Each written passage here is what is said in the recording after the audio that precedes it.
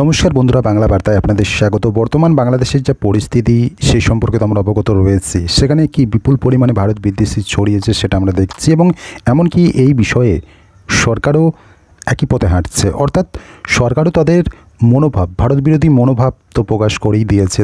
যে সমস্ত অন্তর্বর্তী সরকারের উপদেষ্টা রয়েছে তারা বিভিন্ন সময় বিভিন্নভাবে ভারতের বিরোধিতা করছে, ভারত বিদ্বেষীমূলক কথাবার্তা বলছে, এবং তাদের পাকিস্তান প্রীতি সেটা তো উতলে পড়ছে।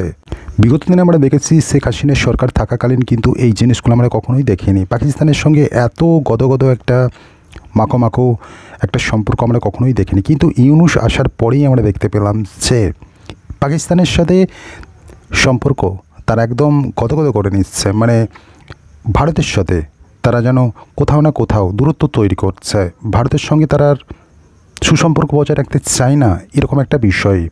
এবং তাদের বরাবরই যে অভিযোগটা রয়েছে সর্বক্ষেত্রে ভারতীয় নাকি দাদাগিরি করছে, কার্যত এটা তারা মেনে নিতে পারছে না। কার্যত এটা তারা মেনে নিতে পারছে না, নাকি ভারত যেভাবে ঊর্ধ্বমুখী, ভারতের উন্নতি যেভাবে এগিয়ে চলেছে, ভারত যেভাবে বিশ্বগুরু হতে চলেছে সেই জিনিসটা সহ্য করতে পারছে না। এটাও তো বিষয় হতে পারে, এটাই কারণ। এছাড়া আর কি হতে পারে?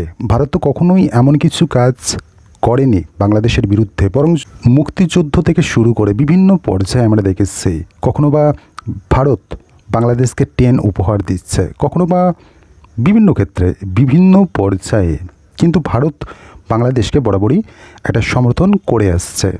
সেটা একটা বন্ধুসুলভ আচরণ ছিল ভারতের সাথে বাংলাদেশের। কিন্তু বর্তমানে বাংলাদেশে পালাবদল হতেই, ইউনূস আসতেই, সেখানে অন্তর্বর্তী সরকার গঠন হতেই আমরা কি দেখলাম? ভারত বিদ্বেষী একদম প্রকাশ্যে চলে এলো। কি বিপুল পরিমাণে একটা বৃহৎ সংখ্যার মানুষ, বাংলাদেশের একটা বৃহৎ সংখ্যার মানুষ ভারতের বিরোধিতায় নেমে পড়ল। এবং কার্যত এটা হয়তো জনগণের দোষ নয়, কারণ ইউনূস বর্তমানে বাংলাদেশে যে সরকারের হাল, বাজারে পণ্যদ্রব্যের মূল্য বৃদ্ধি থেকে শুরু করে এই সমস্ত জিনিস নিয়ে যাতে জনগণ প্রশ্ন না করে, সেই কারণেই হয়তো বাংলাদেশের ইউনূস কী করলো, মানুষের দৃষ্টিটা একটু ঘুরিয়ে দিল। কোন দিকে? ভারত বিদ্বেষের দিকে। অর্থাৎ ভারত বিদ্বেষে মত্ত থাকো আর এই সমস্ত জিনিসে নজর না দাও। সাধারণ মানুষ যখন মিসলিডিং হবে সরকারের দ্বারা, অর্থাৎ সরকার তো তাদের মিসলিডিং করছে, তাদেরকে ভারত বিদ্বেষে মত্ত করে দিচ্ছে, এবং ভেতরে দেশের আভ্যন্তরীণ বিষয়ে তারা তো চক্ষুপাতি করছে না, কন্দপাতি করছে না কী হয়ে চলেছে এবং আগামীতে কি হতে পারে বাংলাদেশের ভবিষ্যৎ, সেই সম্পর্কে তারা কিন্তু এখনও কোথাও না কোথাও আচ্ছন্ন রয়েছে এই ভারত বিরোধিতায়। কিন্তু অভ্যন্তরে, দেশের অভ্যন্তরে দেশের ভবিষ্যৎ, দেশের অর্থনৈতিক অবস্থা কী হবে সেই সম্পর্কে কিন্তু তারা অবগত হচ্ছে না। তো বাংলাদেশে যখন এই ভারত বিদ্বেষের বীজ ছড়িয়ে পড়েছে, তখন তো ভারত একটা জিনিস বুঝতে পেরেছে, বাংলাদেশ থেকে যারা ভারতে চিকিৎসা অথবা ভ্রমণের জন্য আসে তাদের এই দুটো লক্ষ্য থাকে, এবং তারা কি করে, এখানে দরকারই আসছে। এবং এর বাইরে বাংলাদেশে যে সমস্ত মানুষ প্রবল অ্যান্টি ইন্ডিয়া, যাদের মনে ভারত বিদ্বেষের বিষ পড়ে রয়েছে, তারা যে এখানে এই দুই উদ্দেশ্য নিয়ে আসবে এমন কোনো নিশ্চয়তা নেই। কিন্তু কার্যত এটা ভারতের ক্ষেত্রে প্রতিবেশী দেশ যখন একটা দেশের ক্ষতি চাই, অবশ্যই এটা একটা চিন্তার বিষয়, প্রতিবেশী দেশ হিসাবে নিরাপত্তার একটা চিন্তার বিষয়। অতএব ভারত এ বিষয়ে সজাগ হয়েছে, ভিসা আপাতত বন্ধ রেখেছে। পরিস্থিতি যদি পরবর্তীকালে যদি ইউনূস শুধরোয় তো ভালো। আগামীতে ভোট হওয়ার পর বাংলাদেশে যখন নতুন সরকার আসবে, তারা যদি ইতিবাচক মনোভাব দেখায় বা ভারতের শুভাকাঙ্ক্ষী হয়, তখন হয়তো ভারত যে পদক্ষেপগুলো নিচ্ছে, এই ভিসাটি সেগুলো বন্ধ রাখছে, সেগুলো হয়তো আগের মতো করে দেবে, কিন্তু সেটা তো সময়ের অপেক্ষা।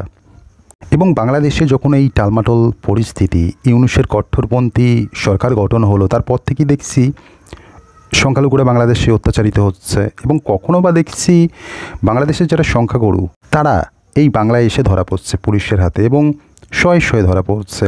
বহু অনুপ্রবেশকারী গ্রেপ্তার হচ্ছে বিভিন্ন জায়গা থেকে, আমরা তো সেগুলো দেখতে পাচ্ছি। এবং একটা জিনিস তো বারবার অভিযোগটা সামনে এসেছে, বিভিন্ন মানুষ এরকম একটা অভিযোগ করে বা যে ঘটনাটা ঘটে চলেছে, অর্থাৎ অনুপ্রবেশ এই বাংলায় ঘটেই চলেছে। এবং এমনকি বাংলাদেশে থেকে ভারতের পাসপোর্ট থেকে শুরু করে প্যান কার্ড, আধার কার্ড পেয়ে যাচ্ছে দালাল মারফত। এগুলো কিন্তু ভারতের তারা বাসিন্দা নয়, বাংলাদেশে বসে ভারতের নথি পেয়ে যাচ্ছে। এটা কতটা একটা সিকিউরিটি থ্রেট বলা চলে।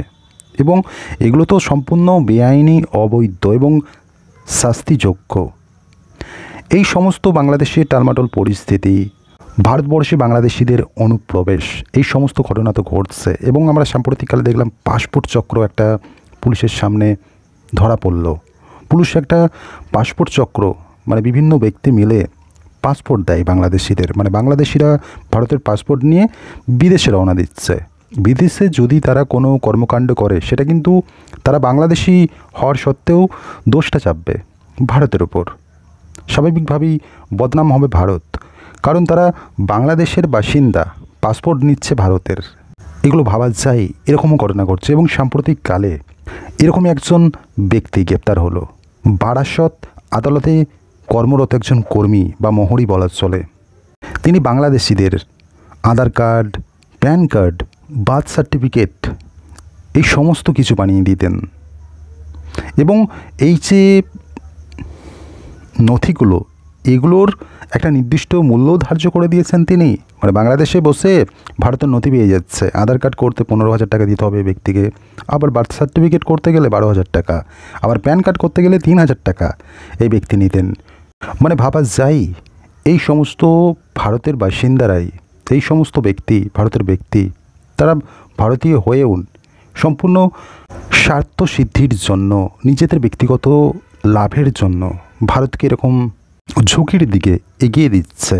এই সমস্ত ব্যক্তিরা, বাংলাদেশের যে সমস্ত কট্টরপন্থী ব্যক্তিরা যদি ভারতের নথি নিয়ে ভারতবর্ষে আসে, সেটা ভারতের পক্ষে নিশ্চয়ই ইতিবাচক হবে না। অবশ্যই ভারতের জন্য একটা চিন্তার বিষয়। ভবিষ্যতে তারা তো এই ভারতবর্ষে বসবাস করে ভারতের যে শুভাকাঙ্ক্ষী হবে, এমন তো কোনো নিশ্চয়তা নেই। এরকম ঘটনা হাজারো উদাহরণ রয়েছে।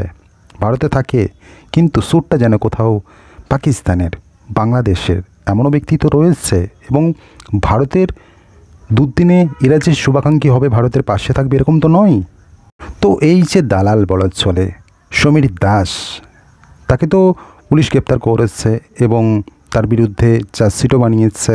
এই ব্যক্তিকে ধরে কতদূর পুলিশ অগ্রসর হতে পারে, বা যে আরও দালাল চক্র সেই চক্রটাকে ধরতে পারে, সেদিকেই নজর থাকবে।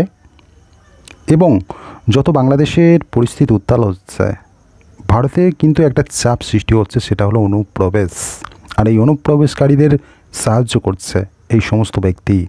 এদের বেছে বেছে চিহ্নিত করতে হবে এবং সরকার যাতে এদের বিরুদ্ধে কঠোর পদক্ষেপ গ্রহণ করে সেই ব্যবস্থা নিতে হবে।